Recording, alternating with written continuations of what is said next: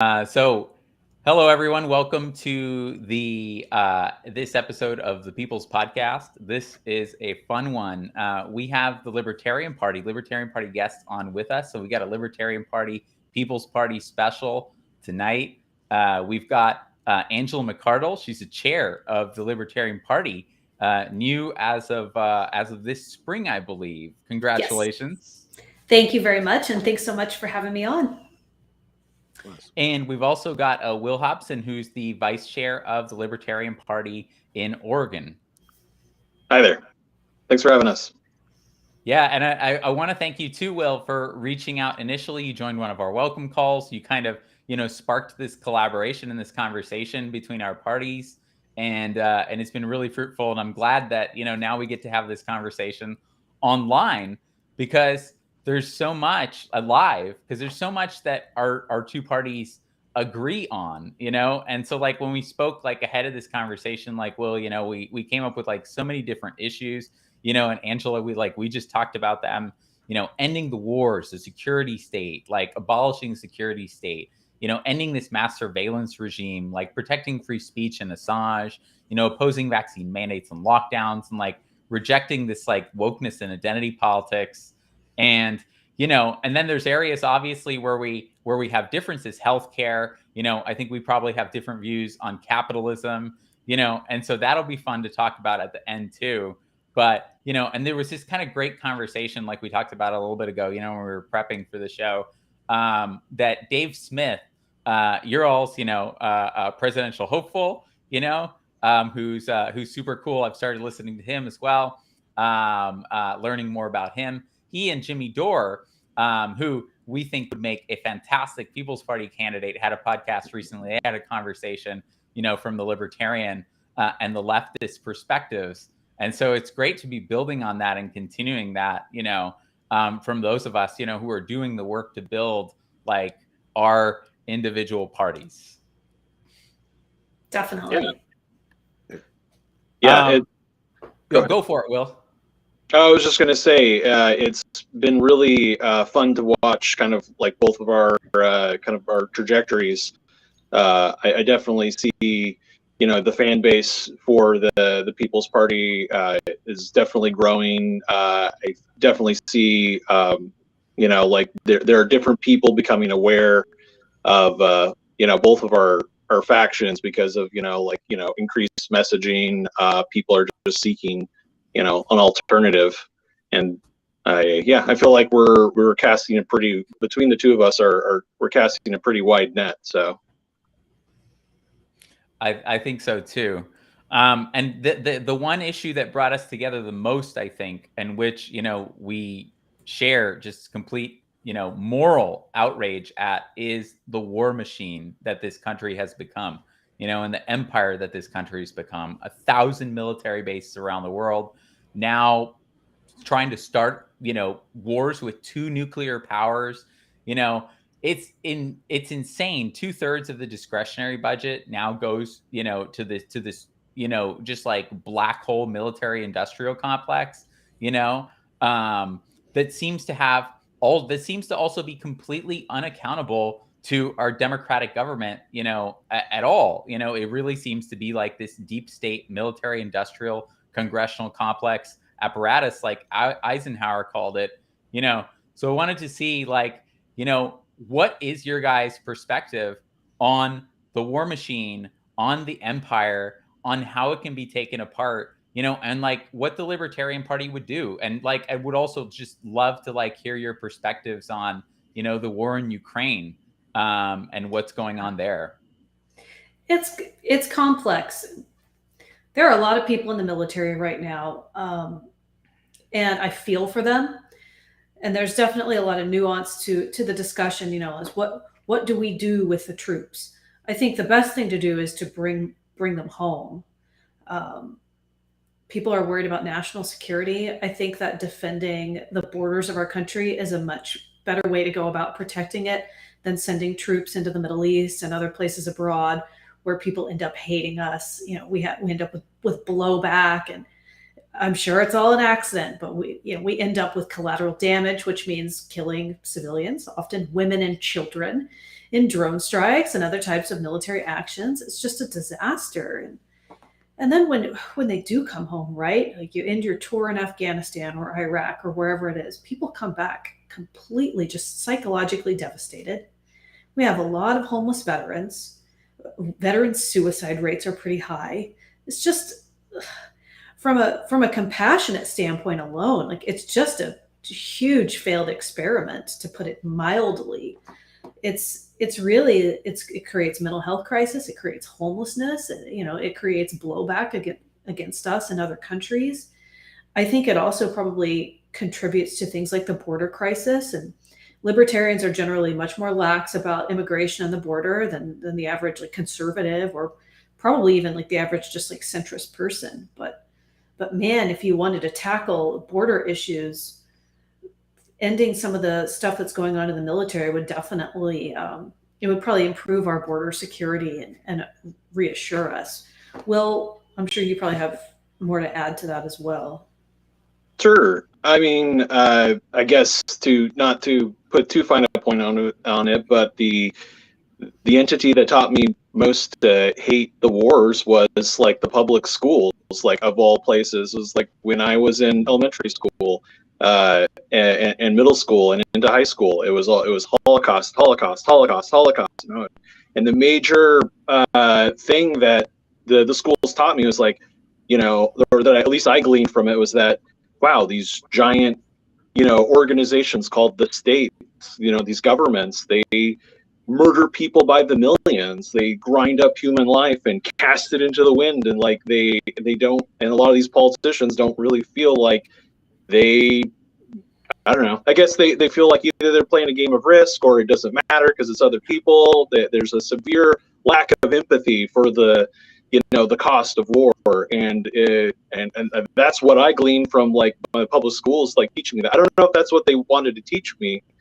Maybe they wanted to teach me something else, but that I kind of went into adulthood kind of thinking that way. I was like, oh man, the one thing we must watch more than anything else is these governments that will, have the ability more than anything else to destroy human life. And I think that's what kind of made me, naturally kind of lean towards like skepticism for my governments and for power centers, because they can do the most damage to humanity.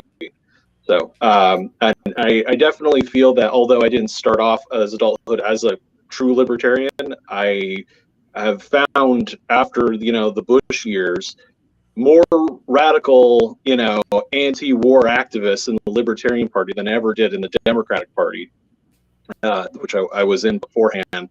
And we have a fantastic anti-war tradition in the party, and I've loved learning about it over the years and becoming immersed in it. I know the left definitely has that too. It's not in the libertarian sphere, but I definitely feel at home here, and I have for many years. Oh, how about you, Buzzy?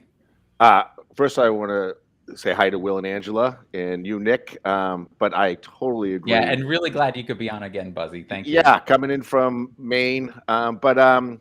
It's so nefarious that they're actually pulling back the high school requirement to get the children into the war so they can grind them up and then send them back to us, and then find these people on the streets or in desperate situations, broken, fragile, and then the suicide rate of vets is through the roof.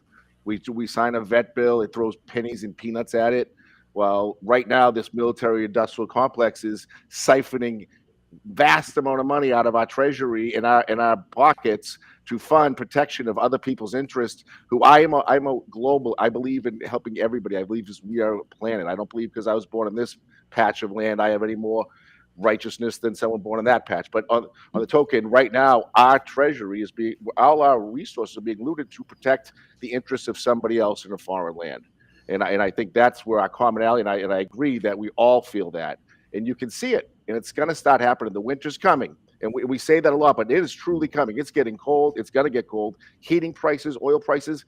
I called my energy supplier the other day just to have set up make sure a plan was all set with our payment, and the whole time for any type of talking about a plan or no heating was over 3 hours, and that means people are freaking out because it's coming. You know what I mean? In Oregon, you must understand. I'm not sure, Angela, where you're coming from, but we're all going to understand that our resources are being taken to fight someone else's problems, and the problem's going to be coming home at us right now, right now.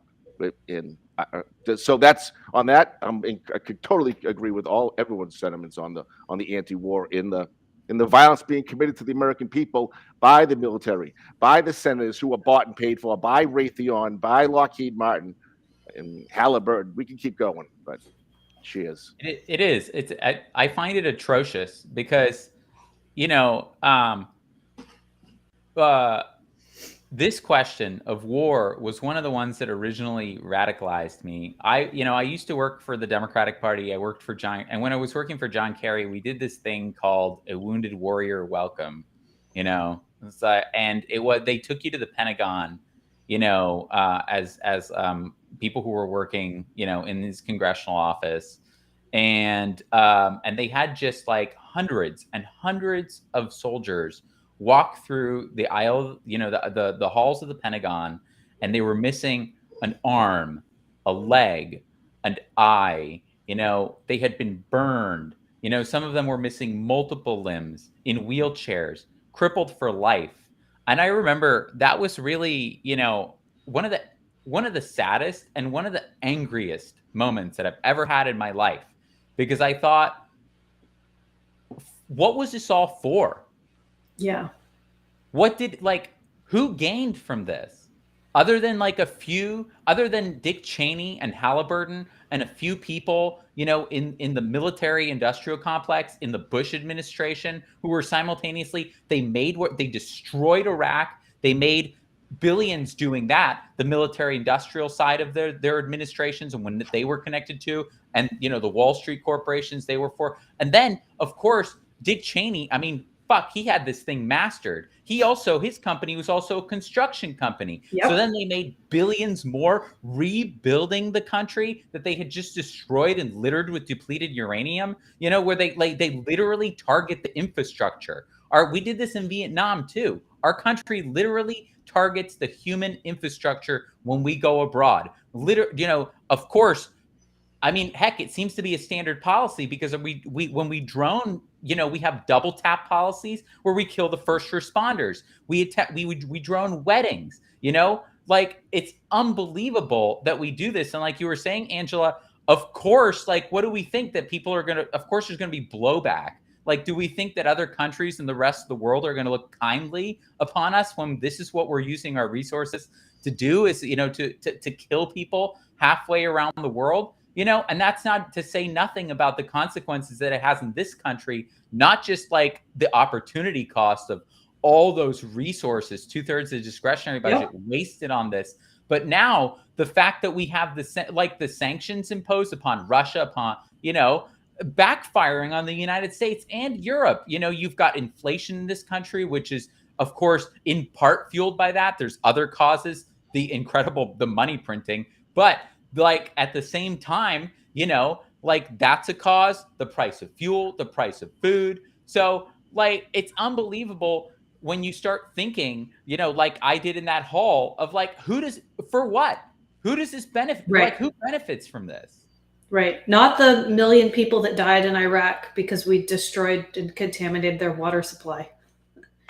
For sure. It's things that we don't even think about. It's not just military conflicts and hurting people who are living close there, but when you destroy a significant portion of a country's water infrastructure and it's contaminated with sewer water, that ends up killing people.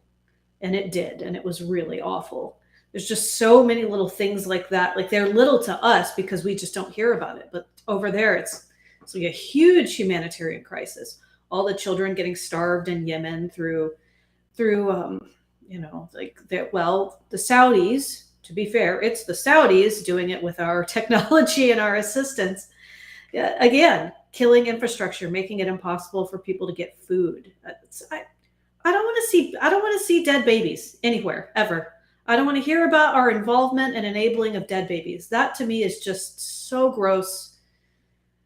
Yeah. Yeah, there's no justification for dead babies. one of the really good documentaries I've seen right now about Yemen is Hunger Ward, and if anyone can go come away after watching that and not feel like incredibly moved and like kind of motivated to action, I'm like, man, you have a heart of steel or ice or something. I do want to really quickly shout out. There's a really fantastic foundation called the Yemen Foundation. If you go to yemenfoundation.org, they're doing some fantastic work. Providing clean drinking water, farm supplies, for Yemeni farmers, shelters, services for orphans of the war.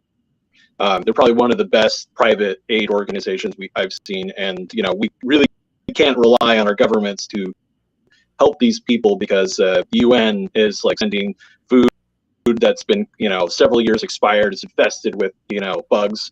I've seen some of those videos of Yemeni people trying to open up the aid packages coming in and them just being riddled with insects and like basically inedible. But yeah, yemenfoundation.org does fantastic work. I think their full name is Yemen Relief and Reconstruction Foundation. But I've talked to some of the people there, and I've checked out that their filings, basically their tax filings. This is the one case where I found the IRS even minutely useful, was to double check their records to see if they were in fact distributing funds, and to see how kind of up and up they were. And man, I've showed it with other people that are in the nonprofit sector, and they couldn't be doing better work. They're very a very highly reputable place, and I think a really great place to put your money if you're trying to undo some of the damage of war. So yeah, and I would also note people should call their congressman and ask them to support Resolution 87 to direct the removal of the United States armed forces from Yemen. That would be really good too.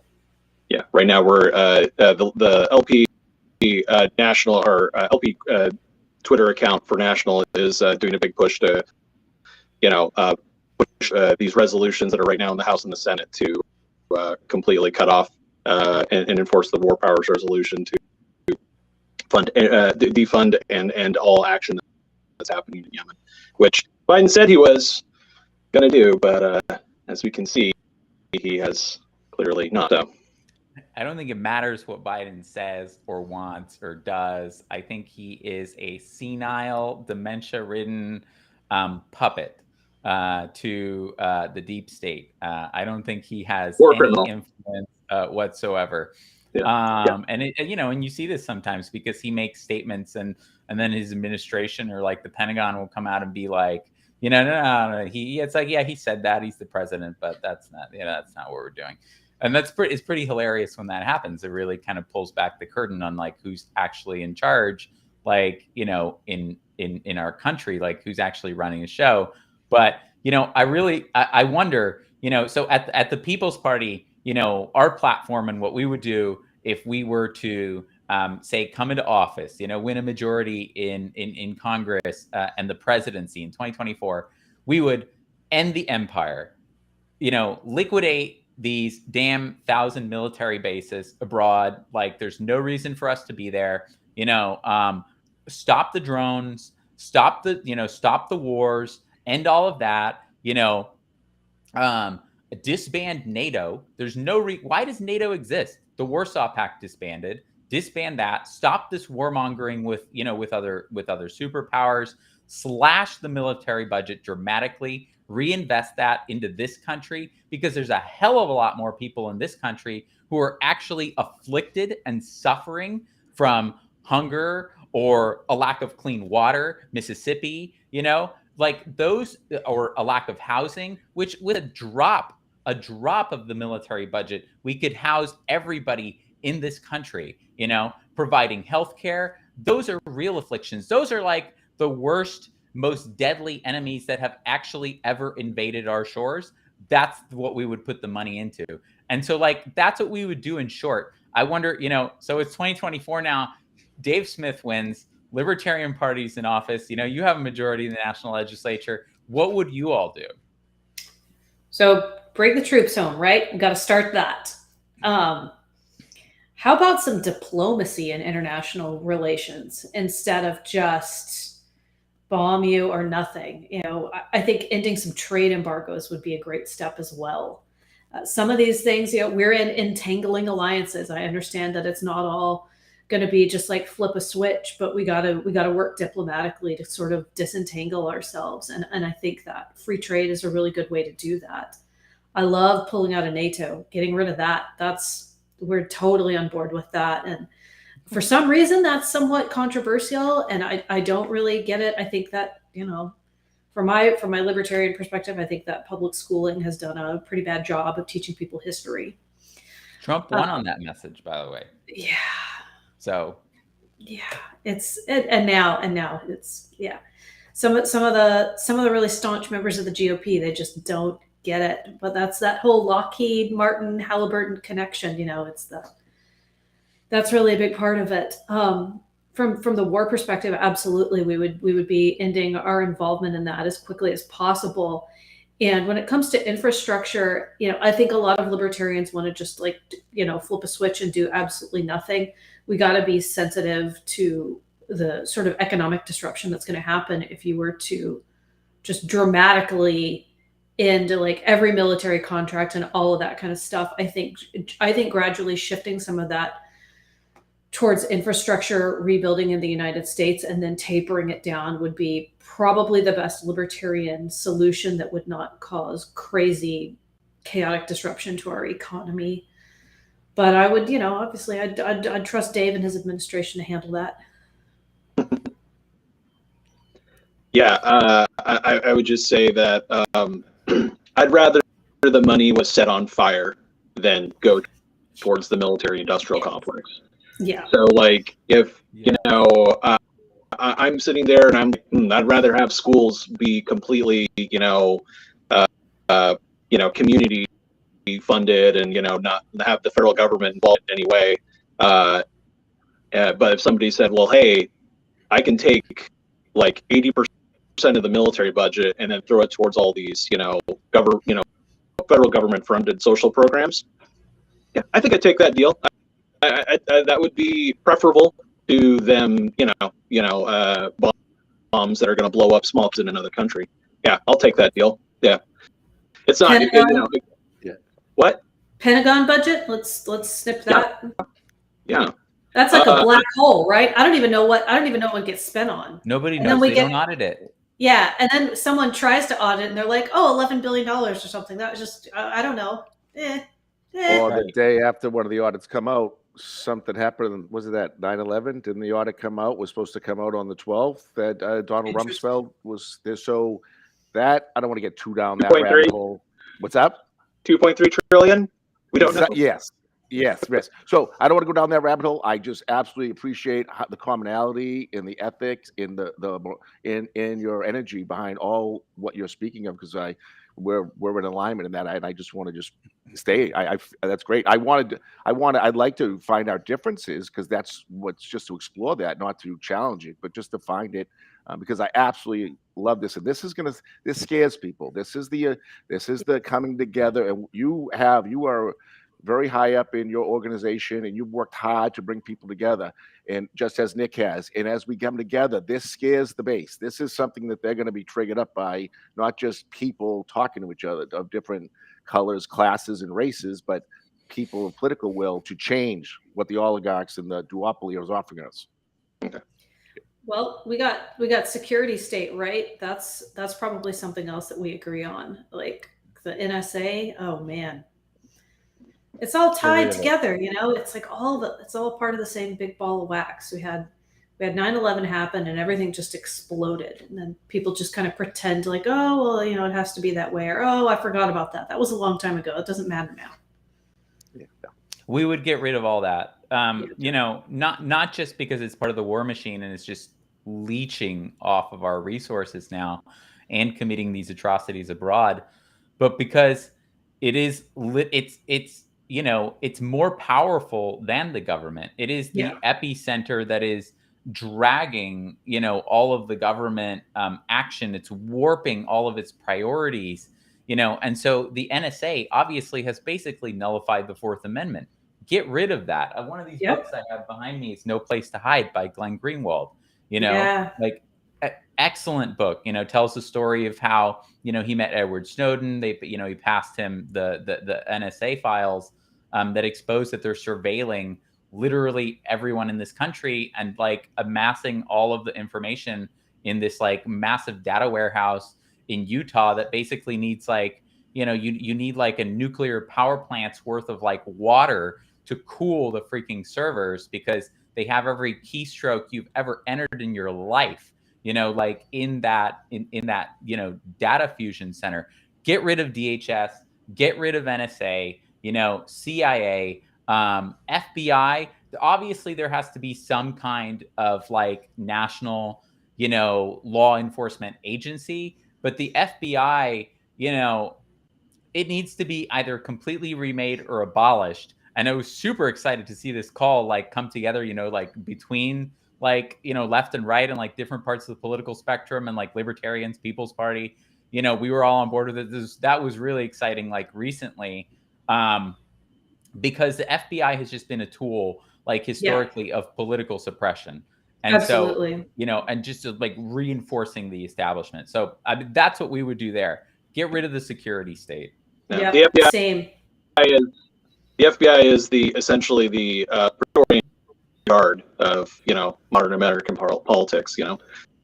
I think we do some deep digging into their archives, and I think we'll find some some more horrendous things that they've done, and that's I've been actually going out to several political events, and I have these little signs that say Google different things, and I tell people because some people come up to me like, oh, this is some kind of conspiracy theories. Like, no, these are all things the government has admitted to. I am only showing you things the government has admitted to, like Operation Northwoods, where we essentially conspired to kill Americans to provoke or to basically run cover for a war with Cuba.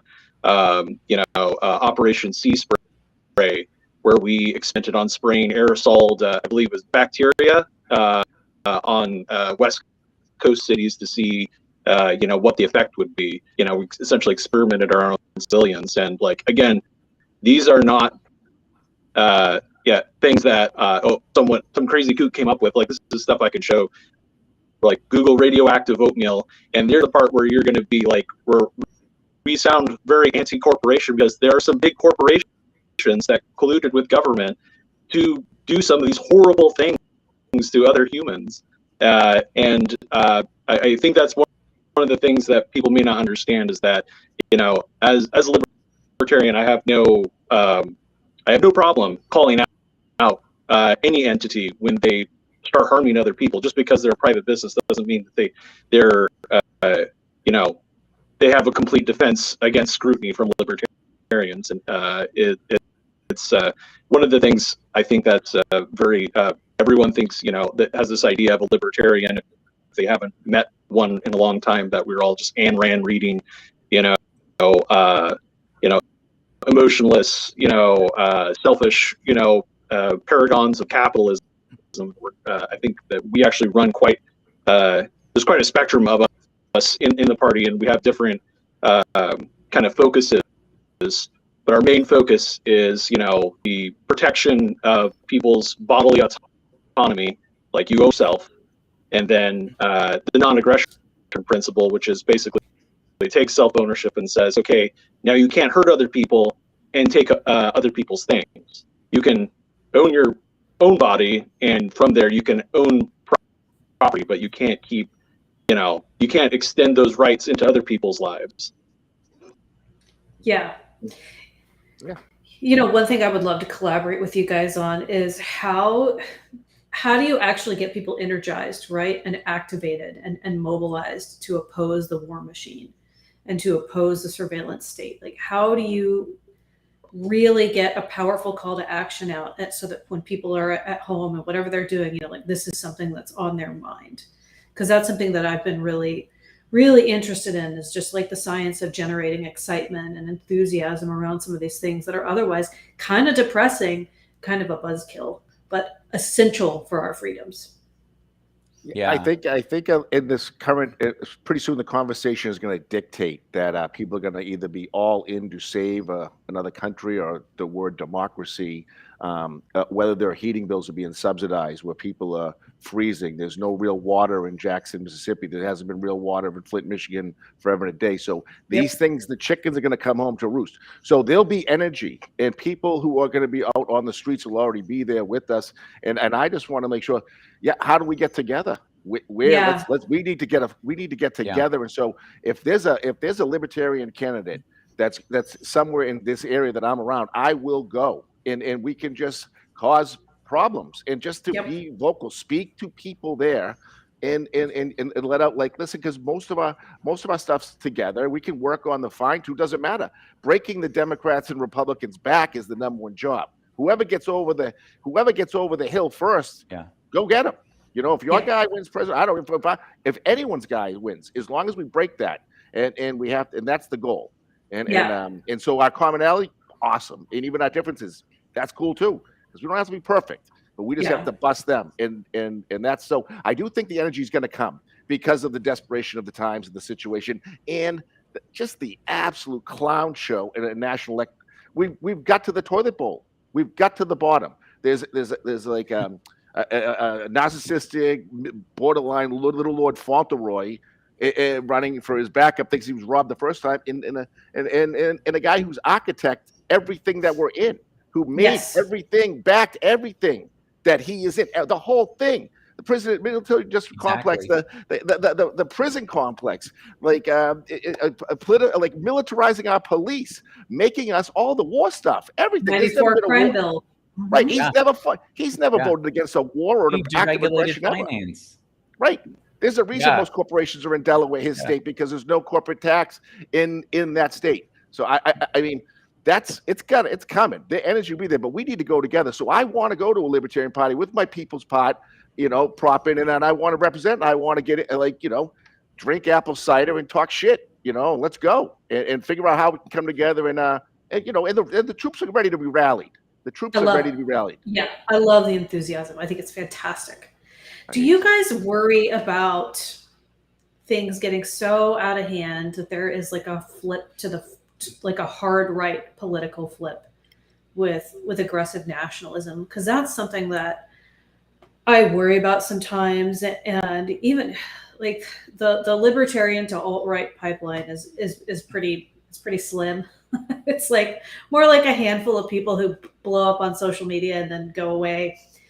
But I do see a lot of people who are kind of like token sympathetic to libertarians, but they are always passed up. They're like, oh no, like individualism, individual rights. We like that, but I'm just so worried about communism that I've just got to go completely in the other direction, and it freaks me out because I'm kind of into horseshoe theory. I think fascism and communism are not as far apart as some people would like to think, and that's the sort of stuff that weighs heavily on my mind on certain days. I don't think that they're, I do believe in like a form of horseshoe theory, but I don't believe that fascism and communism are kind of like where they meet. What I do agree with is that that hard right shift, like all the way back in 1975, during the Church Committee, where they exposed all that stuff you were talking about, Will, all the deep state programs and whatnot, Mockingbird, another one, they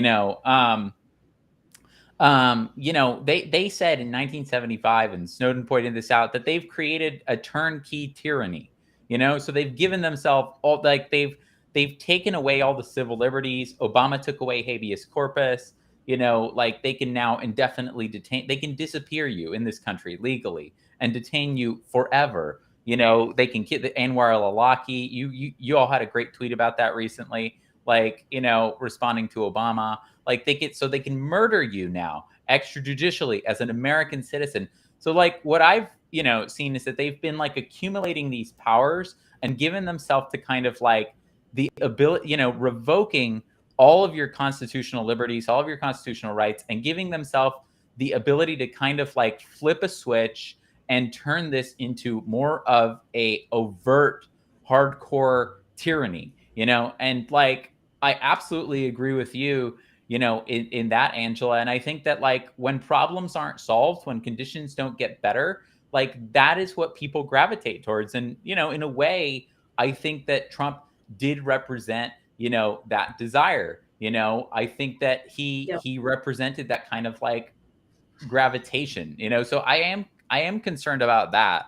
Something really interesting that I saw you talk about also, that I've seen you talk about, Angela, and the Libertarian Party talk about, is kind of like, you know the prospect of a national divorce, I think is what you called it, is like a national, I guess it would be like a splitting of the country, right? Like based politically. I thought that was interesting. Yeah, so there's a lot of ways it can be interpreted, right? Sometimes people think, "Oh my gosh, civil war like in the 1860s." No, not so much. I think that it could manifest in a lot of different ways. In fact, you even see counties like in Oregon, Will, you probably know about this, wanting to secede from their state to join Idaho. And like all kinds of little interesting, I think Washington has the same thing. There are counties right on the border that want to join Idaho, which is obviously much more conservative. I would rather people just get to associate with who they want to. It's just like what if okay, Orange County, California.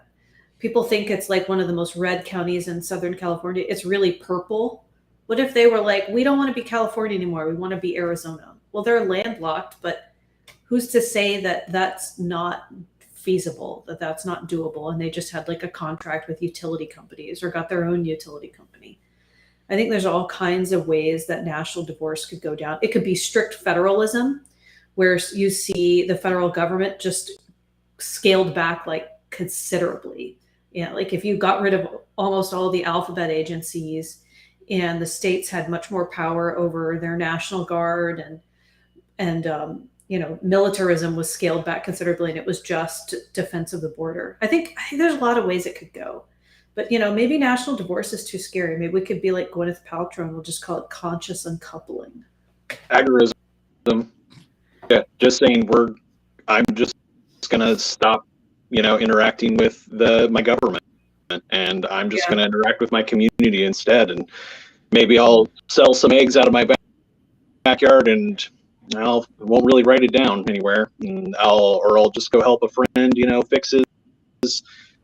fix up this shed, and we won't really check to make sure, we did it the right way. Like we'll just do it and just take it and just live a life where the government has less and less power over us, and when we don't win an election, we'll just be like, oh, well, I'm gonna do what I was gonna do anyway. Yeah. I think that that essentially takes away the power over us psychologically too. Where every time we lose an election, we become more despondent, depressed, like we're losing control. But when we take that little bit of control back, on the individual level in our lives, that's that much less control the government has over us. I think that self-sufficiency is great, but I kind of worry that like if too many people were like, the government's hopeless or political change is hopeless, and kind of went that route, that is what the corporate state wants, and that is what people there want. It's like, well, then you're not challenging our power, right? It's like, well, we just keep to we get to keep screwing you, and committing our wars and all that. So to that extent, to the extent that like it's self-sufficiency but not retreat, then I think it's a good idea. But I don't think we can ever like retreat from, like the political realm, or from directly challenging, the power that they're imposing on us. Because as long as they control the government, they can force whatever it is they want on us. And, even if this kind of like, even if agorism began to threaten them in some kind of economic way, they just outlaw, some aspect of it. Oh, you can't do this anymore, And so that's why I feel like all roads do lead back to, and this is why I think this is something our parties agree on, is that you do have to challenge the state. You have to take the mechanisms of the state, and then what you do with it from there is, I'm sure we differ on, we've talked about some of those differences, but like we do a lot of the same things. But, like as far as I'm like Angela, you were talking about like, the alphabet agencies, when it comes to security state ones, yeah, go to hell, see you see you later. Yeah. They can go to hell. But, when it comes to like other programs, I think, EPA. EPA, FDA, and other things that provide services, infrastructure, I think that's more useful. That those are ones that we would expand. Like when it comes to healthcare, like we talked about a little bit before the show. Like we would expand that like on the national level. What I would ask is, the way that I would frame it would be not to say, "Oh, you're wrong about all that. That's terrible."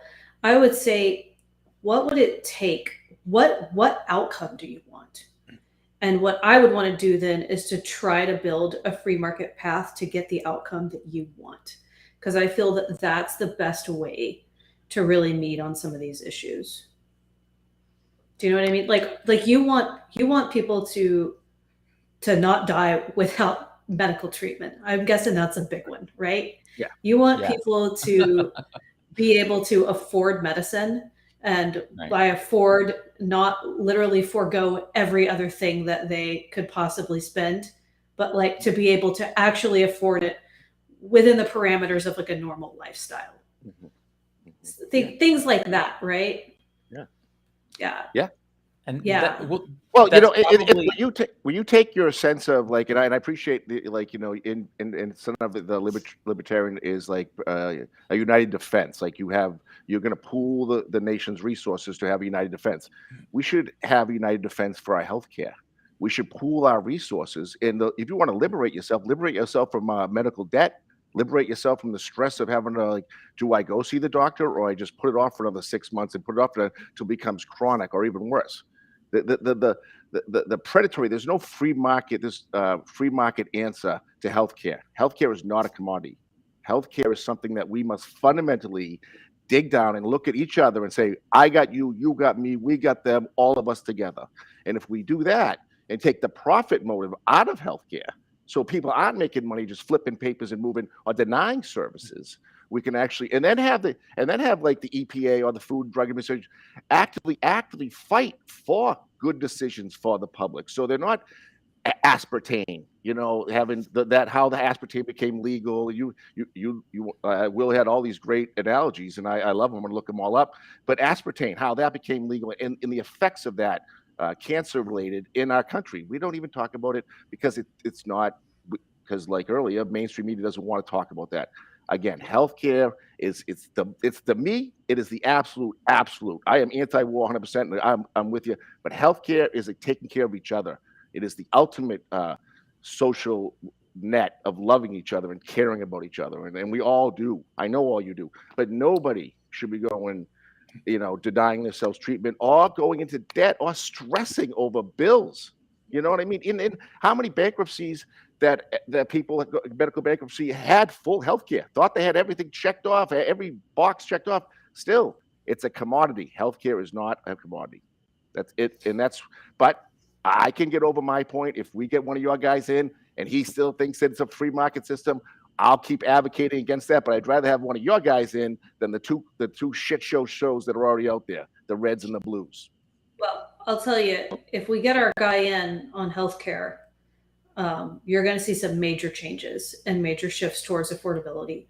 Some of the things that I think we would really like to see happen from a libertarian perspective is to see intellectual property either abolished or seriously curbed, because I have seen that drive up costs. Like, I think it was called Mylan, where is the company that increased the price of EpiPens.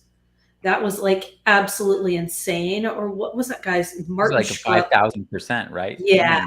I mean, crazy. Yep. Joe Manchin's daughter. That's Joe Manchin's daughter who Really no way. Is a CEO of that company. And it's like there's a framework that allows people to do that.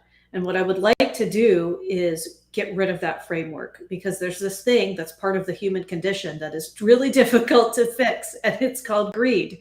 And not everybody is greedy and sucks, but some people are really greedy and they just suck. And they just suck.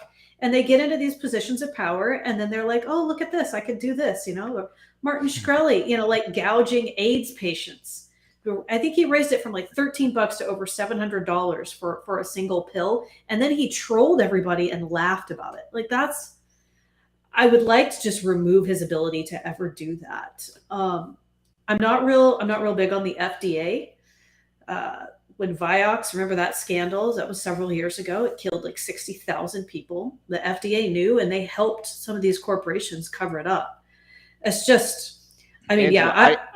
I agree 100%. The FDA in its current form is privatized. It is not what a true representative. What if we had decent, common sense people putting in a common sense idea with no profit, no Wall Street motive, just no lobbyists in a room, just some people who have this best interest that we all put in. We all say, hey, let's send these people in, come out with a good idea how it takes care of people, not how it finishes someone's 401k or how it's going to affect the market. How does it affect our social standing and our not economic standing, kind of, but our ecosystem should be a bigger priority in these things. And that's probably one of our fundamental like diversions, is that, you know, and tell me if this is correct, you know, but I think that you perceive the state as kind of like inherently bad, you know, in any form, whereas we view the state in its current form as corrupted, but we don't see that as inherent. We see that as a result of, like Buzzy said,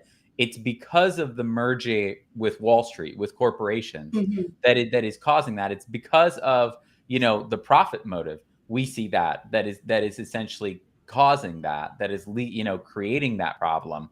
And if you organized it differently, if you removed the kind of, you know, private influence and the revolving door between pharma executives who are heading up, you know, these agencies, you know, the FDA or whatnot, and, you know, the banking executives, you know, who head up our financial regulation, like, you know, you're literally putting, you know, the people who have the most to gain privately in charge of that. And they get these, you know, they get these golden parachutes, they get these bonuses when they leave, and then they get another bonus when they come back. So it's like, good job, you know, you went and did your job, you know, you regulated in our favor. Like, that's what we perceive as the problem, you know. So like, I wonder what you know, if is that accurate characterization, you know, to what you all think? I think that's pretty accurate. What I would like to do is I would like to find a diagram of how the FDA or our healthcare industry actually works. And then I would like to go through it with you and like slash a bunch of it. And like, you know, like you're like, this is my plan. And then I'd be like, okay, this is my plan. I would really love to compare notes on that. It's so incredibly complex. The regulatory framework, which is another thing I have a huge issue with. And I know that that's why single payer systems seem to work better in other countries. The regulatory framework is an absolute nightmare too. And it's just, it makes things also very expensive. Makes it expensive for healthcare providers too. You know, like I have Crohn's disease, and it's in remission now. I'm doing pretty good, but I used to get hospitalized twice a year, you know, and I've had a lot of minor exploratory surgeries and some botched surgeries. And the hospital bills, if I hadn't had insurance at the time, it'd be like $35,000 for one visit. And I look at it and I'm like, is there just like a facility I could go to that just has to do with Crohn's disease? Or could I sign off? Like, you don't have to check my blood pressure 4 times a day. You don't have to draw my blood. Can I just sign that away? And they're like, no. That's like, there's so many stupid things that just raise the costs. Also, it makes staying in the hospital quite miserable, by the way, you know, to have to be hooked up to something that beeps and screams in your ear, you know, and you have people literally poking and stabbing you every 4 hours. It's just, there's got to be a better way. So I'm very open to collaborating on that.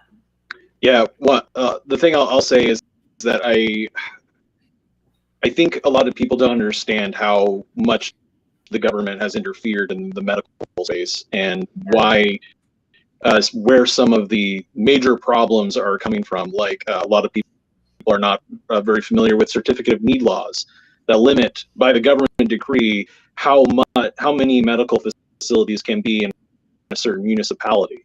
So they're artificially limiting the supply of medicine to people, and when supply is artificially suppressed, the prices go up because there isn't as much competition to lower prices. And I was currently looking for a cheap medical alternative, because a lot of the stuff around, a lot of the care centers around me are very expensive and stuff, and I'm looking to find a new primary doctor. And I found instead of an insurance-based model, I found a subscription-based model that's in my metro area, and they do unlimited doctor visits and prescription writing and minor procedures, and the subscription per month, it's like $80 for someone my age, and that's pretty good. That's a lot cheaper, and as the price goes down, I think you're able to care for the poor, and doctors are able to say, we'll bite it. We'll bite the cost for these people that aren't even able to afford 80, because we already have so many customers, and we're providing an alternative. So I think the idea, the thing I think libertarians bring to the table with this is that while I totally believe that you guys want the best for other humans, you want to provide them medical care. I don't know if everyone on the left always thinks that libertarians maybe feel that way, but I know that everyone I've talked to wants the best, in the Libertarian Party, wants the best for other humans. We just want to, utilize the innovation of the market in a way that serves humanity, and that can provide for the poor. Like, we have a lot of things in this country that are taken care of essentially, or they're very inexpensive and easy to fix, because we've innovated our way out of it. We're not all digging with shovels in the ground. We're not 90% of our population base isn't doing backbreaking dangerous work in agriculture anymore, because we've developed tools and capital. We've essentially advanced largely out of being an agrarian society, and I think that the market can provide for that. I think the problem comes when we start to let the government have too much, and maybe this would be one of the major differences, like how we kind of see the world, is when we start to outsource our empathy and our compassion to the government. We start to think that, like, oh, someone's taking care of it, so I don't have to worry about it much anymore. And then the government starts making political decisions with that outsourced compassion and money, and they do things that benefit the politicians and maybe the corporations that fund those politicians, but they don't actually benefit other people. I was looking at an article today where they said the number of households that donate to charity is now at 50% or less, and that has dropped like 16% in the last couple decades. So now who is donating to charity are the wealthy, but the average household has stopped caring about other people, essentially, or maybe not so much caring about other people, but has stopped consciously taking the driver's seat and being like, oh, I need to go help this and this, I need to put my money here to change it. And I think maybe what I would like to see in my in my civilization is that people become more conscious, self-directed with their compassion and their humanity, and not just think like, well, if I vote for this person, he's going to do all these nice things, because guess what? They're usually not going to. People who want to seek out political office are in it for themselves for the most part. There are some rare exceptions, like Ron Paul, Dennis Kucinich, I think, is a pretty good guy. He was one of the people in 2008 who passed at least my BS radar for the most part. But yeah, I definitely think that something I push back on when I talk to other people online is like, your political team doesn't have the monopoly on human compassion, and that's something I'd like to spell for a lot of other people. So. Well, one thing that I was excited to see is that I think you all kicked out a number of the people who were institutionally driven, and so that was exciting, because I think those are more of like, the people who have different interests, who are like motivated by different things. It's like absolutely, when I speak with both of you, I think you approach everything in complete good faith, Yeah. and like it's good to hear, you think the same, because I think that's something that's really lacking, because it's like it's a foundation for collaboration, Yes, we need authentic connection. Yeah. And people, it's like, I respect that everybody's playing a political game, and so you're wheeling and dealing and trying to make deals and try to advance. But I just think that it's so much better when it's done from a place of sincerity, and when you're trying to find common ground, because that's how you build like a strong foundation and a real relationship, instead of just help me get votes, help me get ballot access, and then the next day it's like, I don't want to use people like Kleenex. I don't like this just blow your toss them behind you. Like that's Right. that's not what I'm about. Exactly. And Will, I concur 100% that there is that this self-righteous vote our way, we're the only one who cares, or like it's like if you don't do it this way, it's like you don't care. I fundamentally, I think we're coming at things with the same idea to take care of people. How we get there, we can disagree. I would step back and look around the rest of the world and see what other for-profit healthcare systems are working, and we could look around the world and Yeah. I would. They got none. So Yeah. until we appreciate like how they do it in other countries and live, listen, China just passed us in life expectancy, so we are not doing it right here. We're dying way fast, and with of the things that are killing us are not sugar, caffeine, and salt. That's our heart disease. We don't have anyone looking out for ourselves, because the government that's supposed to protect our interest or have it look out like you want to have at our military bases should be looking out what we as dietary feed our children, what we eat ourselves, and what we should not be telling people what they should eat. So and we come together, just like government can work in a decent situation. The water in my town, it's fire because I live in an affluent. That government's working to make sure that water's fire because I live in an affluent town. Not too affluent, but affluent. The water in Jackson, Mississippi, that government is pissed, not because of those people, but because there's no money in there and they made it to profit. And there was no profit in fresh water. There was no profit in taking care of people. And we have to give up this idea that there's a profit to be made.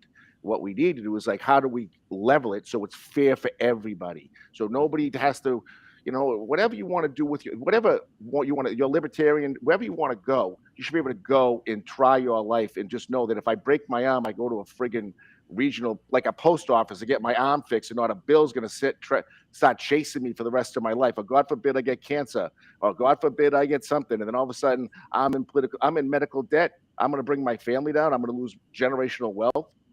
We need to understand that all ships and tides come together. We need to be all in that boat. And I think you guys are. I'm right there with you.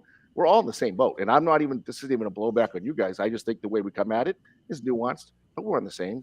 I have no doubt of your compassion and your caring to make sure everyone is taken care of in this country. I believe it wholeheartedly. I wouldn't be chatting with you, or I'd be more challenging you, because but I'm not. No, absolutely.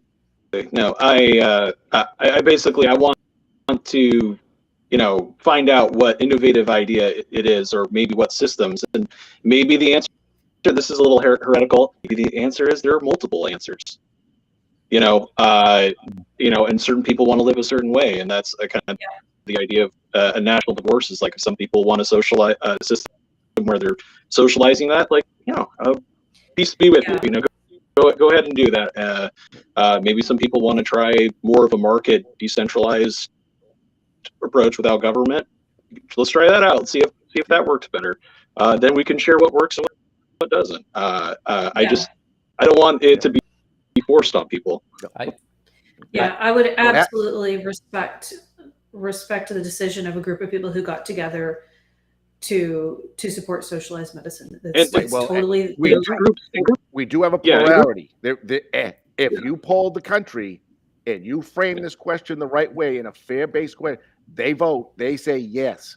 72 or 78%, and the Republicans are over at 58%. Like, there is no doubt that the will of the people. If your taxes went up so you'd even feel it, and you had nationalized health care, do you think it would be yes? Save you money. They hide the studies that say how it saves us money.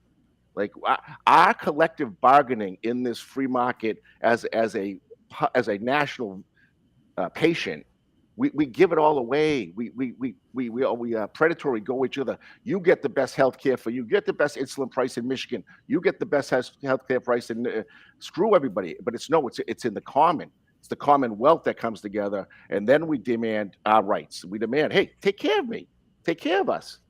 Just simple. I don't want you to I don't want to be I don't want to say breast surgery or liposuction or line removal. I'm just saying basic health care. That's it. Well, as something that,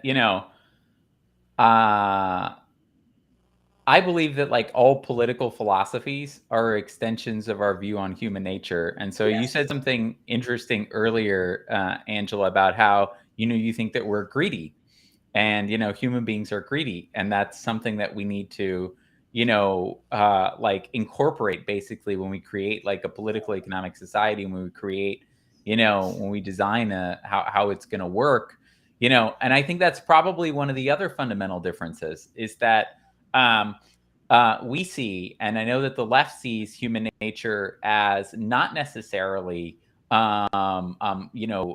greedy or selfish, but rather as a spectrum of possibility, and that that spectrum ranges from altruistic to very selfish and sociopathic. If you go all the way to the end, and what determines where human beings fall on that spectrum, is essentially their environment, is how they're raised, what kinds of values they learn from society, because none of us comes from nowhere. If any one of us with our exact same genes had been born in ancient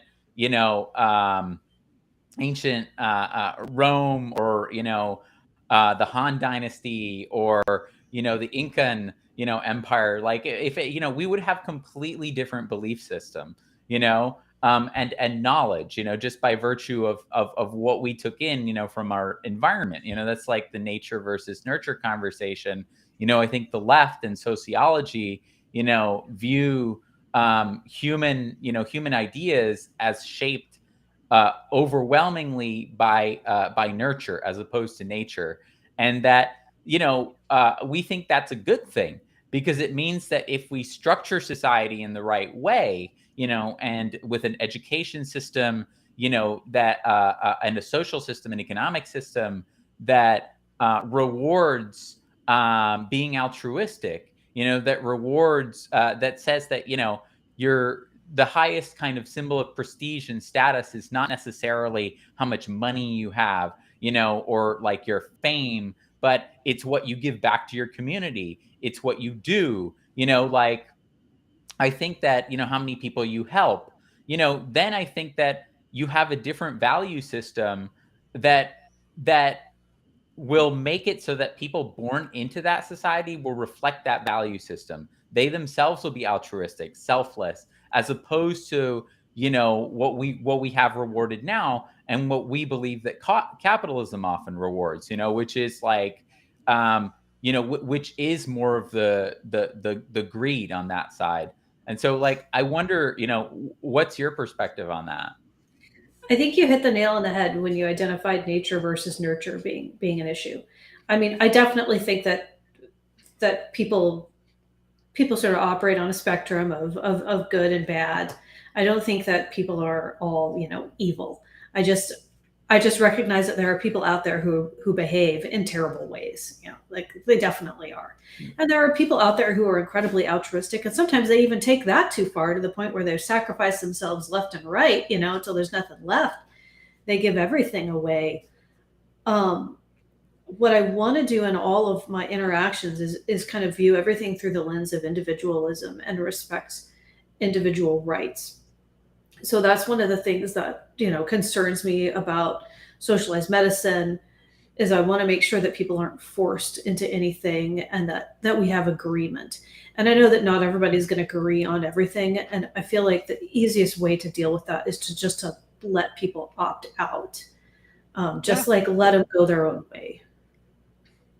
Sure. So listen, 100%, and there's multiple ways. I will made a great point. How we get to it, and how we can Yeah. cover and take care of each other in the most best way, and look out for each other. It is that's the way we go. So, and I just want to speak more to our commonality that you Yeah. both of you Yeah. saw right through the bullshit of the Republican small government, curry big business, or the Democrat. I feel your pain garbage as they just vote same way. They don't vote. There's no Yeah. difference between the two parties. You saw it. So that's the commonality we have is right on time. And how we get to our health care, which is one thing of many, is it's just going to be an exciting thing. And Yeah. this is great talking to you Yeah. guys. I think we need to do this again. I think we need to Oh, that keep would be doing so much this, fun. and I think we need to keep pushing each other. Like I don't have any negative energy towards the any other third party. Honestly, you're all kings, but the Libertarian Party, I love Paul Rand when he gets in one of those rants about the military, and he gets going. He's got it all. Or He's when he got a lot of grills answers. Fauci. That was He's so good. straight Yeah. fire and speaking righteousness, not wrong. He's throwing a lot of truth out there, and people resonate with truth more than anything because they've been bullshit and lied to since forever. But it's been consistently the modus operandi since 1970. There's no doubt the machine is working together to even in the public schools, to be in charter schools. We go to that. There's so many nationalized elections. I think at some point we need to take control of our elections, not have three companies own the voting rolls on how Paper we ballots. count our paper No. ballots, how Yep. we do these things, because these are the things that as third parties we got to fight. Because it's one thing to get our guys or our women on the ballots or whatever, but it's one then to guarantee election integrity. And I don't want to get into this like, oh, but they're going to do everything to stop Absolutely. your boy, our girl, our woman, Yep. our man, or whatever. They're going to do everything to stop us. And we need to be together. Yeah. And I will stand and fight hard for a libertarian candidate to get ballot access, ranked choice. We need to fight for ranked choice voting. The more ideas, the better. And those things together, we need to come together. And I just want to keep that energy, not on this little how we get to the healthcare perfection that we all hope to get to someday. I Yeah. would love to have another conversation about, about the drug war and medical freedom, trying to take all of that stuff apart. That would be great. There's so much to talk about there. We didn't even get to like how identity politics and wokeness is I know. exploited and like that. I would love to have a follow-up too. This has been a lot of fun. Yeah, absolutely. Yeah. Well, one thing I just want to get in really quickly, my ideal vision for the future, this is like my little pipe dream, is what if there were two political parties, third parties, that went, kind of door to door, like one or the other went up to a household and be like, hey, it's time to ditch the Republicans and the Democrats. Do you want to talk to a libertarian over here? Or do you want to talk to, Peace Party person over here? Do you want to, which one would you feel more culturally at home with? And we get them off of the authoritarian spectrum and get them over into the anti-authoritarian side. So I think the idea of two parties that largely agree on some of the most important issues and can have respectful debate against the things that we disagree with. I think that dynamic from what we have now with the two parties, I think that would be very appealing to a lot of people. A much more peaceful political discourse, and with a lot of, also getting done a lot of things that are super important, off our table.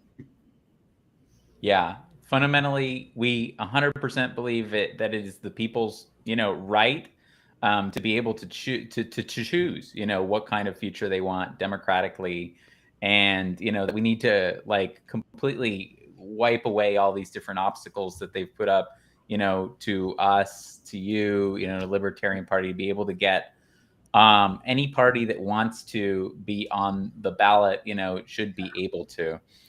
There shouldn't be all these different ridiculous obstructions and this 50 state hoops that you have to jump through.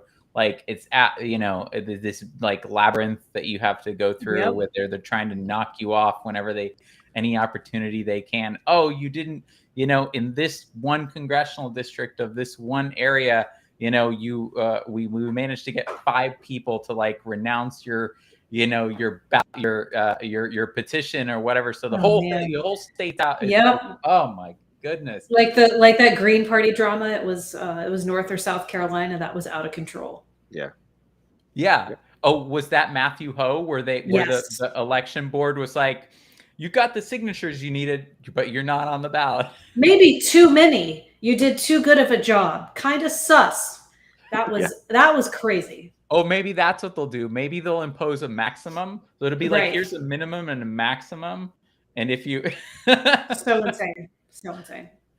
Right. We're in a lawsuit right now with Florida over the fact that they have this crazy like voter suppression rule, Yep. which is meant to like stop new parties from rising there, where you have to be affiliated for 365 days with the party in order to be able to run with it. And so we weren't able to run in this election because, you know, we didn't meet that threshold. Because how can you? Because if you're not running candidates, why would anyone want to affiliate with you? Yeah, and so exactly, that's one of the barriers that they put up, you know, and and we like the judge sided against us, so we lost it in Florida, but we appealed it, and so now it's going to set precedent for different states. So so for 3 different states, send me a 11th copy. Circuit I'll Court. sign on to your amicus brief. All right. Well, that would be amazing. Like any support, any kind of, sharing the fact that this is happening. If that happens. Same thing for you. Any challenge that you make to the electoral system, please share it, because like we'll promote that, to change this system. Ranked choice voting, proportional representation, ballot access laws, like all of it. You got it. Nice. Well, right. it's been great chatting with you guys. I would love to do a follow-up. I'd love to follow up on like some of the things that you said, Angela, like taking a pen to the FDA or talking about how we mobilize people like build up the anti-war movement, Definitely. That's such an interesting question. I have a lot of thoughts on that. I'm sure you guys do too. And so, but it's been great. And I want to say thank you to Will and Angela. It was a wonderful conversation, and I really appreciate all your thoughts and your energy that you're doing to change the world, to make it a better place and supercharge. I'm going to go work on the Libertarian Party's decriminalization of the drug laws right now, and I just want to thank you guys for the good fight. Thank you. Thank you, guys. Love your energy and warmth, both of you. Awesome. Thank you. Awesome. Great having you on, Angela and Will, and look forward to the next time. So thanks everybody who's joined us at the People's Podcast, and you can catch us next week. We'll have a new episode. We're on every week. Have a good night, all. Cheers.